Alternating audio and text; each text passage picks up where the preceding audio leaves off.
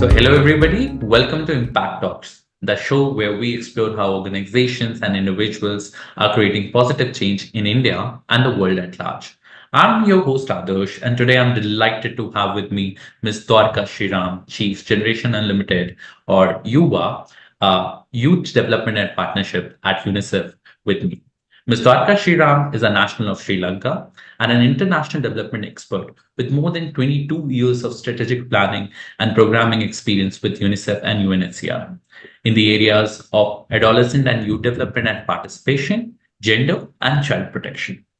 As Chief of Generation Unlimited, Youth Development and Partnership with UNICEF India, she currently leads and coordinates one of the largest initiative with and for people on learning, skilling, employment, youth innovations, and civic engagement with support from public and private sector partners. She has previously worked with UNICEF Regional Office of West and Central Africa and in Sierra Leone, where she managed the program on child protection and adolescence, including the support to the Ebola response. Prior to this, she worked in Afghanistan and Sri Lanka with UNICEF and UNHCR, and she was involved in design and implementation of child protection and education programs in complex emergency settings, including the tsunami response in 2004-2005. She has also worked as a research fellow with the University of Melbourne in 2007. She holds a master's in law from the University of London, leadership courses from University of Melbourne and NCAT, and Bachelor's of Business Administration from Curtin University, Australia. Ms. Sriram, welcome to Impact Talks. Thank you. That was a very long introduction. Yeah, I mean, rather illustrious one, I would call it. So without further ado, let's jump right into the conversation, if you allow so. Yeah. Ms. Sriram, we learned that you hold a master's degree in law. And it would be interesting for our viewers to understand your motivations behind your decision to switch to the social development sector, given that you have your legal backgrounds. So I would want to kind of correct and say, actually, I was studying and working at the same time. And my trajectory actually started in studying psychology and human rights.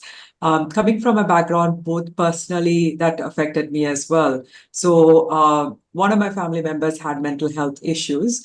And that came from a place of trying to be more empathetic in terms of providing that support they needed from me, as well as gaining more personal insights of how I can navigate this. And that was quite passionate area for me as well personally. So that is where I began. And I was also working as a training counselor. At the same time, I was also looking at the human rights situation as well, because there was a war going on in Sri Lanka. I was trying to understand what, the country was going on and how I can really give back to the community as well. So the second thing that really navigated me towards it was in terms of how could I also give back to the community and society? And the calling came from the development sector. So I started my work with UNHCR as well as UNICEF. And in the area that I worked in, which was largely based on protection, there was a need to understand the legal frameworks and then, how we can really work around young people as well as family related law, but also international law. So that's how I actually studied law as also a way of understanding the work that I was doing. And, to be frank, I'm really happy in this sector because if you know the concept of ikigai, it's really finding that spot. And I think this is where I am belonging. And third, I would say that the journey that I've had has been a leadership journey. It may not look like that in the resume, but I would want to consider that each of the roles that I had played and each of the roles many people play in this development sector, I think it's more of a leader and what you can do in that environment as well. So this has been for me a learning journey as well on a continuous basis.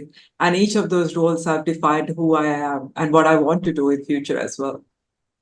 Well, that your comment regarding leadership is something that brings me towards your work because I think with you are working to foster environments whereby you can cultivate leadership in young people, I believe, and empower them to become catalysts to foster positive change in their communities. And I believe you was that's aim for you are to strive a generation of capable and proactive youth who are prepared to tackle these challenges of tomorrow and contribute meaningfully into society.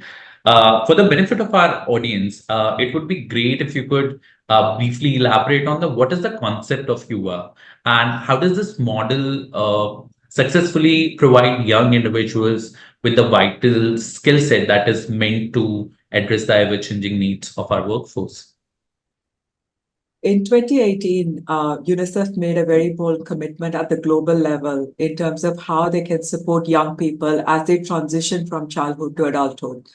And in that commitment, it was through a spirit of collaboration and partnership, saying UNICEF alone is not able to answer this. If you're looking at it as a journey, as a continuum that a young person takes, at different point, different stakeholders have a role to play, whether they're parents, whether they're peers, whether they're civil society organizations, whether it's the government or a private sector partner. So how can we really collectivize our strengths and be able to facilitate and enable that journey in a better fashion as well? It was launched as Generation Unlimited in September 2018 by the UN Secretary General, and in 2019 as YuWaah in India, which was a name that was coined by young people. So it is about the greatness or the potential of young people. And that's how the name was emerged.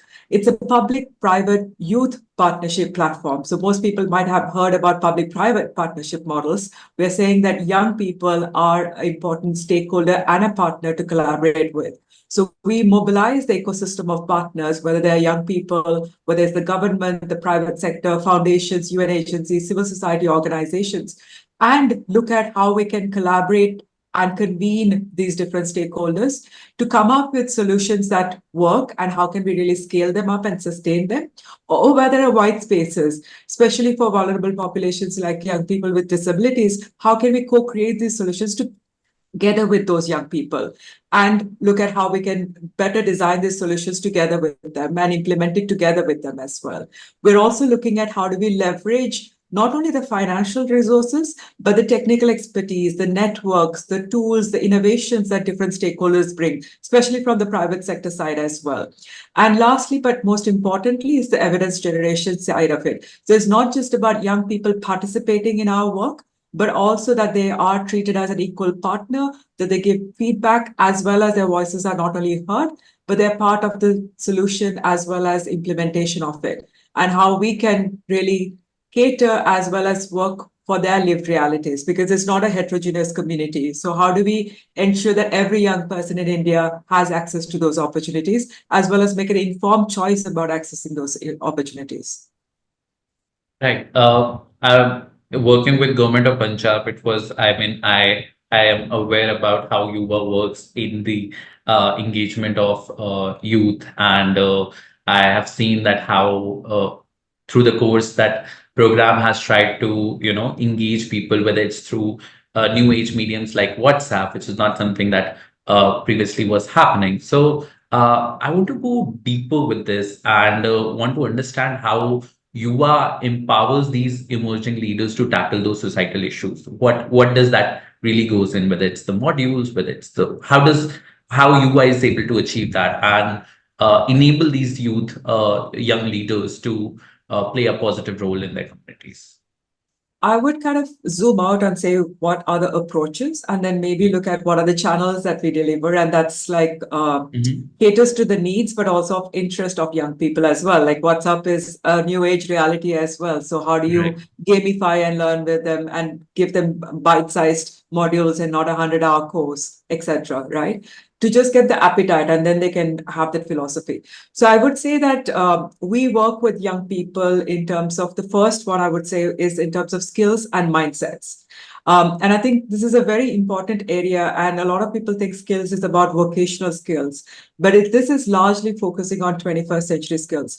A lot of the employers that we have worked with, and we had surveyed about 1,000 of those employers, they said that it's not necessarily vocational skills that they're looking for. They want something called the 21st century skills. And in simple terms, it's about problem solving, it's about teamwork, it's about communications, it was about networking, it's about empathy. So, how do you kind of build that set of life skills or 21st century skills for young people? It also includes digital skills and financial literacy as well. So you look at how do you kind of provide them these kind of opportunities to learn about it and how are they learning the right skills. You also need to look at how do you unlearn and learn new things as well and look at how the world is evolving in terms of AI, technology, climate change that is affecting as well. No longer can you really predict what does the job market look like in 5 years down the line. So looking at entrepreneurial mindset, it doesn't have to be how do you become an entrepreneur, but entrepreneurial mindset itself is important as well. So looking at skills and mindset is one space. Again, this could be delivered through no tech, which is highly facilitated by a teacher or a frontline functionary or a NGO community worker. It could be through low tech as well, such as WhatsApp, and it can be high tech through devices that need a lot of bandwidth as well. So we work on all that spectrum so that young people make those opportunities, access those opportunities, regardless of where they are located and what may be their circumstances. Second important part of it is in terms of them deciding how they want to give back to the community. So that whole empowerment in terms of providing them information as well as skills, but also how do they really have an environment where they can really give back. And that comes from giving them not only voice, but also space and agency to be part of that mechanism, whether it's at your community level or whether it's at a regional or a national level or global forums as well. So we work with supporting young people in taking those small community-led projects in terms of supporting their communities, but also that goes global as well. So you can have that whole concept of local going global in that sense. And this is important because we really truly believe that young people have the solutions. They understand their lived realities. And we shouldn't go in from a perspective of treating them as beneficiaries. So how do we really ensure that they are part of the problem solving? They are part of giving back to the communities and societies. So, for example, innovations, volunteering, all of that kind of falls into that spectrum. It's also important how YuWaah engages with young people. So, one of the mechanisms, for example, is through Young People's Action Team. Every year, we have a cohort of young people coming in, and they are from very diverse backgrounds, including young people from refugee communities, young people with disabilities from care institutions, ensuring that we are representative of all the different groups across the country. And they are also part of our board as well as leaders council. So they have an equal seat at the table. They're part of developing those solutions, the implementation of the solutions, as well as testing those solutions on ground as well. So that's how we kind of engage with young people in different ways. We give them capacity building in terms of ensuring that we are giving opportunities for grassroots leaders. Most of the time, it is young people from urban settings who get these opportunities. So, how do we really look at grassroots level champions, build their capacity to be able to talk in different social media forums, global forums, regardless of any barriers they may face, including language barriers as well? So, these are things that we are working on in terms of leadership and engagement of young people. The third is in terms of economic opportunities, whether that is internship, whether that's apprenticeship or jobs or entrepreneurship. And a lot of young people are leaning towards entrepreneurship. The parents may be not as receptive of it, but there is a lot of interest for young people to look at entrepreneurship, and that's about really looking at what does that journey look like. Do you have a idea? Do you have access to mentorship and financing support? And how do you really take an idea to a operationalization? So economic opportunities also becomes important. Now we don't see this as a linear path. You can start with seeking for a job, then build your skill set and mindset, and that helps you maybe advance. Or you start with learning and skilling, and then you find a community level issue that you want to give back, and then you find a job in that purpose as well, where you become a social entrepreneur, for example. So it's not a linear path, it's a path that they decide, we facilitate as a partnership platform. So it's a fourth point is the whole enabling ecosystem. It's really looking at partnerships. And partnerships, as I said, is a variety of stakeholders that we work with so that we are ensuring that a diverse set of young people are able to access these opportunities regardless of where they are from. We are not perfect yet, but the intention and the vision is really to make sure that every young person in India is able to make those informed choices and access those opportunities.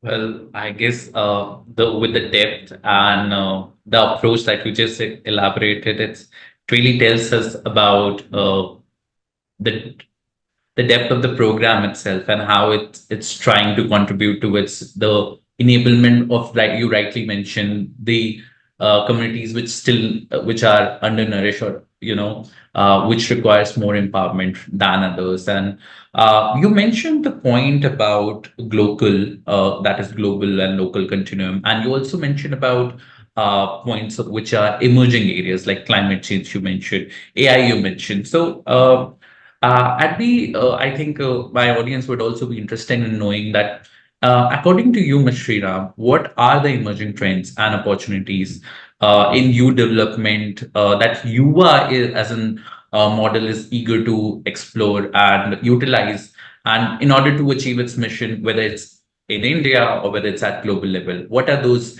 emerging trends, according to you?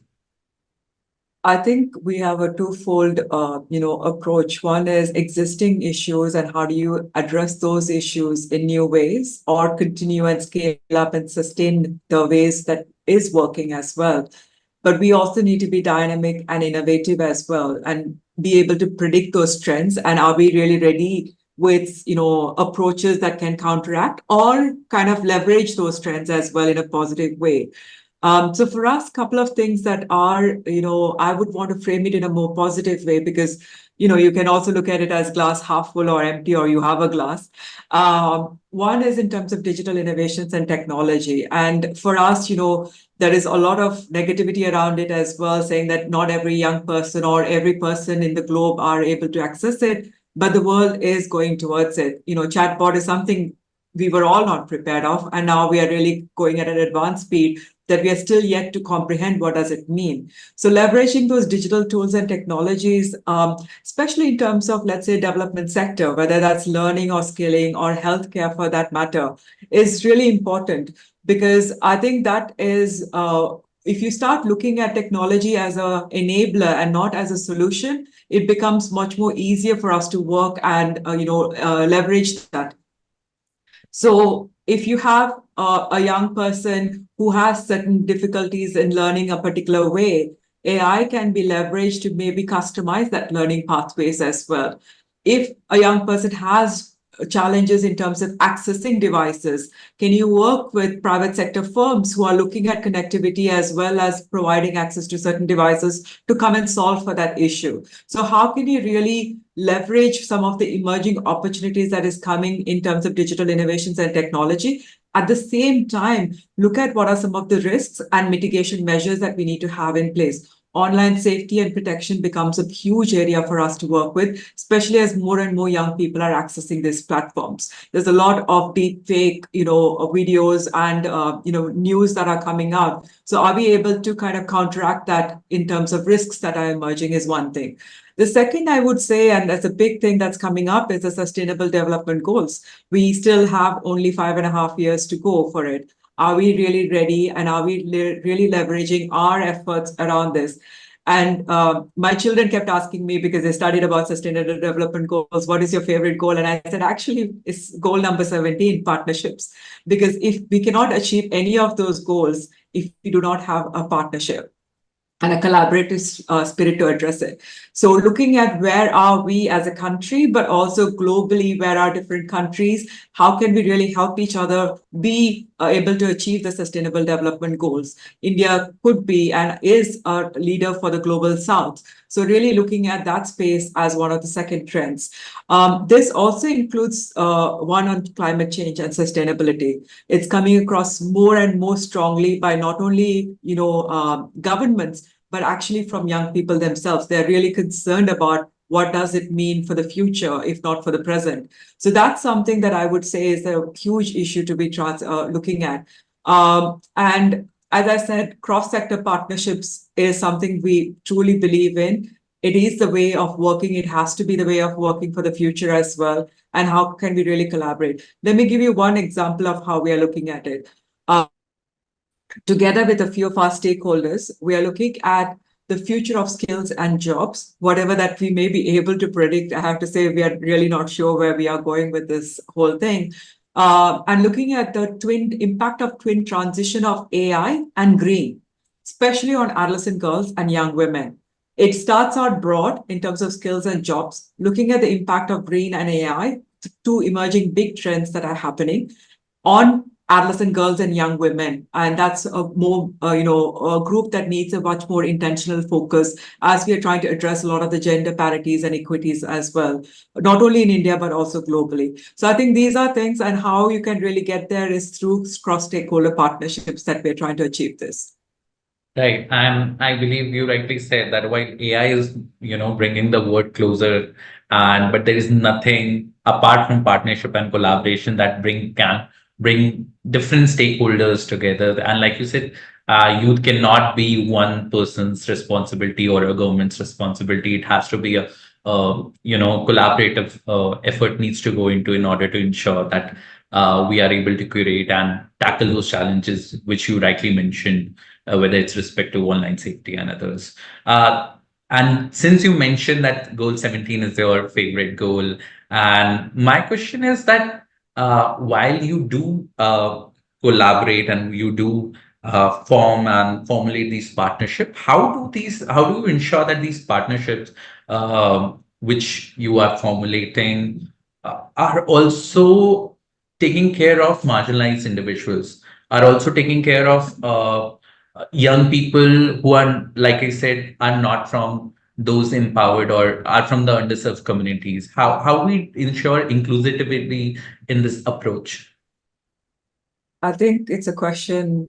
If somebody asks me what keeps me up at night, probably it's this, because it's a question that I get asked a lot, both within the organization but also outside, and including my children as well. As they see children on the streets, they're asking, what do you do about it, right?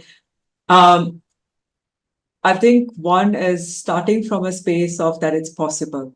And I really want to say that if we have our collective strengths, so that collective vision and collective, not only vision, action, commitment to action comes in, and having those shared goals, I think that's one step towards it. So really agreeing that, every young person, it's a not only needs to, but it's a right. It's a human right that everyone has an access to it. Second is really going with a open mind of not knowing it all, and probably knowing nothing at all, because the lived realities of young people, especially from different groups, are very, very different. So you cannot even look at heterogeneous populations, as I mentioned earlier. So their lived realities are very different, and the intersection of those vulnerabilities, a young girl with a disability from a tribal area is a much more vulnerable to different issues than, let's say, a young person with a disability in an urban setting, for example. Not to say that their issues are any lesser, but how they experience life and opportunities becomes different as well. So for us to go in with, an open mind and understand. So we start with a space of having focus group discussions with these young people to understand their lived realities. Again, not treating them as passive beneficiaries of this work that we do, but really understanding if any of our existing solutions works, or can we customize, tweak, or do we really need to build new solutions from scratch? So how do we ensure that we're able to work along with them to come up with a solution that really is appropriate for them? So that is the second part of it. So focus group discussion, consultation, the design part of it. The third is the implementation. Again, not to see them as beneficiaries, but really as equal partners in making this right and being able to scale up to those types of populations, maybe across the country, but also across the world. So how can we really look at their feedback as well in the implementation side of it? And then looking at whether it has created the impact that we set out in the beginning when we were doing the collective visioning and call for action as well. And it's very intentional, it's very hard, it's very resource intensive. I am not putting it light, and this is something that requires a lot of effort from different stakeholders, a lot of commitment as well that goes in. We can Are we perfect? No. Can we do better? Yes. So I think this is something that I'm quite passionate about. I really think that we all can do better around this. But if we put all our efforts and strengths around this, we can make that difference along with the young people from marginalized backgrounds. Absolutely. I think I couldn't agree more with that. And coming on to our last question, that So CSR if I boss. can just add to that as well, Absolutely. Absolutely. Please go evidence ahead. comes in much more critically. So both quantitative numbers do speak, but they don't necessarily tell a story. Each of those numbers Right. are a story of how a young person has been navigating. So I believe a mix of qualitative as well as quantitative will give a stronger narrative for us to be able to communicate and advocate for those spaces that those young people need.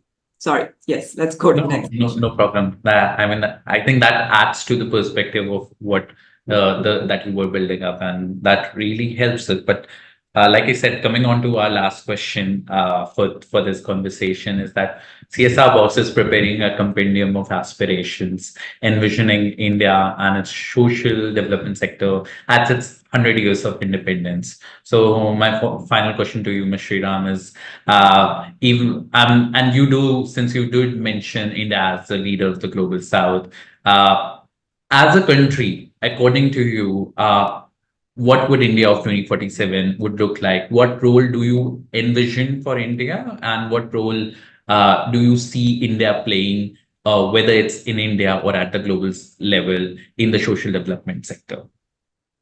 I think it's a fascinating question, and somebody from the global south as well. I have been observing the growth story as well. So I think 3 points I would say. One is inclusive growth. So by 2047, India would have ideally bridged many of the economic and social gaps that they are addressing already, but really close that gap and really meet those SDG goals as well as said. So equitable access to education, to healthcare, to economic opportunities across all sections of society, that would be one of my first priorities as well in terms of milestones that we're looking at.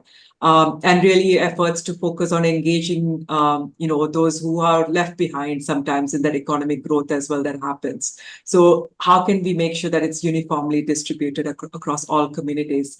The second one, and again, India is taking a leadership role around this, is the sustainability as well. So environmental sustainability gets deeply integrated into the development model of it in terms of renewable energy sources, sustainable agricultural practices, public transportation. How do we really proactively address this climate change and be an example not only for the global south, I think for the world as well as it is emerging to be. So how can cities also and villages alike adopt those green technologies and really making India a leader in this ecological conservation programmings as well. And the third, again, is an area that India is expanding on in terms of using technology advancement as an enabler, but more so, I would want in terms of governance. This is more about not I want, but a vision, if you can create that. So with advancements in technology and the investments that are going in, I see an India that's kind of fully embracing the digital governance and therefore reducing some of the inefficiencies that comes into play, as well as making sure that the government services are available regardless of where they are from. And if there's migration happening for various reasons as well, they're still able to access those social security services as well. So really, this could kind of go in from health records to education platforms that's driven by AI as well, smart urban planning programming, ensuring that there is a smart, citizen friendly as well as efficient government and governance in place that comes into play. Right. Well, thank you for your thoughts on that. And Ms. Sriram, as one of the leading voices for youth development and empowerment, I would like to ask you that what advice would you like to share with young generation? And given that you lead YuWaah, Generations Unlimited, like as you have named it, or as it has been named, particularly for those who are watching us and who also like you, whether it's from personal motivations, whether they have been influenced by an incident or through their, like you said, lived experience, out trying to make that positive change in the world. So what would be that, from you? Yeah, I wouldn't say it's advice, but I think it's kind of picking and choosing what makes it work for you. So maybe three things again, I would say is one is embrace your uniqueness. There's nobody else like you in this world. So use what makes you unique as well to drive your passion as well as stand out in your efforts to create whether they are small or big. And then, therefore, coming to my second point, I would say is to start small. Sometimes you have this big vision and dreams, and it seems like an impossible task to achieve. So therefore, I would say to kind of start small, but think big as well. So don't underestimate all the small actions that you could take on a daily basis, because every effort really counts in building that momentum towards that larger goals that you may have set for yourselves, both personally as well as professionally as well. And the third one that really works as well, and this is from a very personal angle, but it's also again from my children as well, and one of them has some learning disabilities. It's about staying resilient and keep learning. And every day for me is a learning opportunity as well. So really being persistent in face of challenges and a commitment for those continuous learning becomes really a crucial milestone to have. Not a milestone, it's a step that you build as a foundation to have a lasting impact in your life. So whether it's failures or successes, I would say to count your failures as blessings and really learn from it to make you stronger and resilient as you navigate life. Well, I guess your message of all 3 points not are applicable not just for the youth but also the larger diaspora of diaspora sections of people as well. And I guess with that message of uh, empowerment, with that message of motivation, I would like to end this episode of Impact Talks. Ms. Dwarika, thank you so much for your time. It was a pleasure to have you on the show. Thank you so much for the opportunity, CSR Box. Appreciate it.